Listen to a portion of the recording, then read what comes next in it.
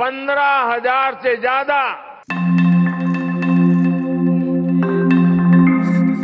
2014 সালে নরেন্দ্র মোদীর নেতৃত্বে বিজেপি সরকার ক্ষমতায় আসার পর ভারতের পররাষ্ট্রনীতিতে উল্লেখযোগ্য পরিবর্তন আসে।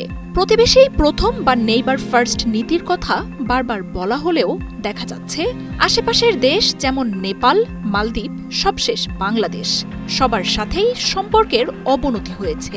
দক্ষিণ এশিয়ার গণ্ডি ছাড়িয়ে ভারত বিরোধী মনোভাব সংক্রমিত হয়েছে বিশ্বের বিভিন্ন দেশে। এর মধ্যে যুক্তরাষ্ট্র, কানাডার পর যোগ হয়েছে যুক্তরাজ্যের নাম।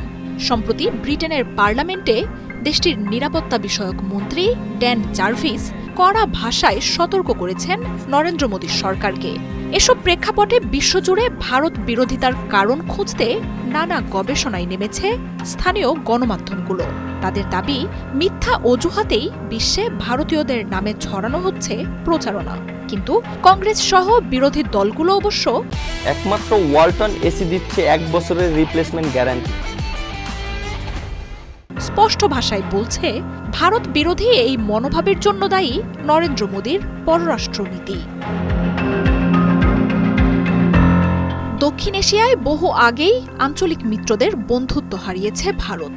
এমনকি নেপাল, ভুটান, শ্রীলঙ্কা বা মালদ্বীপের মতো দেশগুলোতেও ভারত বিরোধিতা জাতীয় ইস্যুতে পরিণত হয়েছে। সবশেষ নিজেদের সবচেয়ে বড় মিত্র বাংলাদেশেও নিজেদের অবস্থান হারিয়েছে নরেন্দ্র মোদীর দেশটি। প্রতিবেশী ও আঞ্চলিক দেশগুলোতে ভারতের বন্ধুত্বের আড়ালে আগ্রাসী মনোভাব এই আস্থা হারানোর বড় কারণ। একচেটিয়া বাণিজ্য, অপ্রয়োজনীয় চুক্তি এবং প্রকল্প গছিয়ে দিয়ে দক্ষিণ এশিয়ায় এখন অনেকটাই একঘরে ভারত। कुंभ की स्वच्छता को संभाल। তবে ভারতের আগ্রাসী মনোভাব আঞ্চলিক গণ্ডি পেরিয়ে ছড়িয়ে পড়েছে বিশ্বের অন্যান্য দেশগুলোতেও। এমনিতেও বিশ্বের সবচেয়ে বেশি জনসংখ্যার এই দেশটির লাখ লাখ অভিবাসীতে ছেয়ে গেছে আমেরিকা, ইউরোপের দেশগুলো। গণহারে ভারতীয়দের জায়গা দখলে স্থানীয়রা অনিরাপত্তায় ভুগছেন। তাই সাধারণ ভারতীয়দের বিরুদ্ধেও সরকারের কাছে অভিযোগ জানাচ্ছে দেশগুলো। এসব বাদে ভারতের নরেন্দ্র মোদীর সরকারের পররাষ্ট্র নীতিও ব্যাপকভাবে সমালোচিত হচ্ছে। গেল বছর কানাডায় শিখ নেতা হরদীপ সিং নিজ্জর হত্যার ঘটনায় তোলপাড় শুরু হয় বিশ্বে।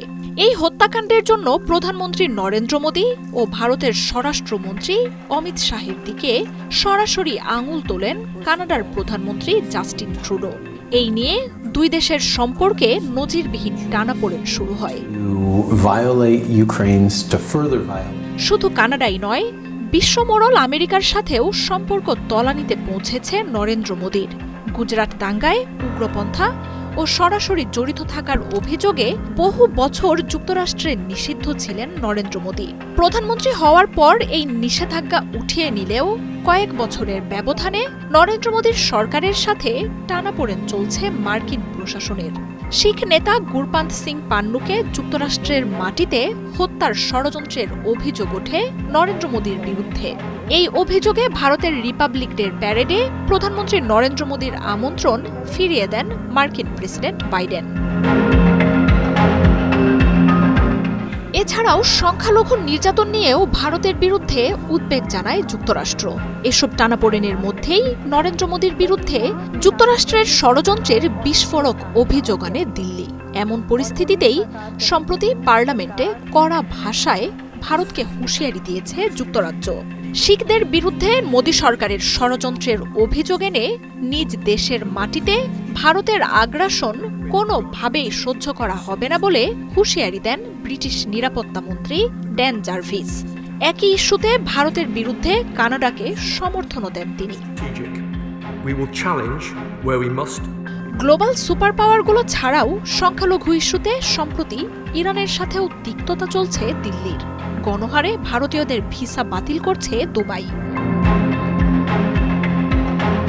মার্জিয়া উপমা, ৭১।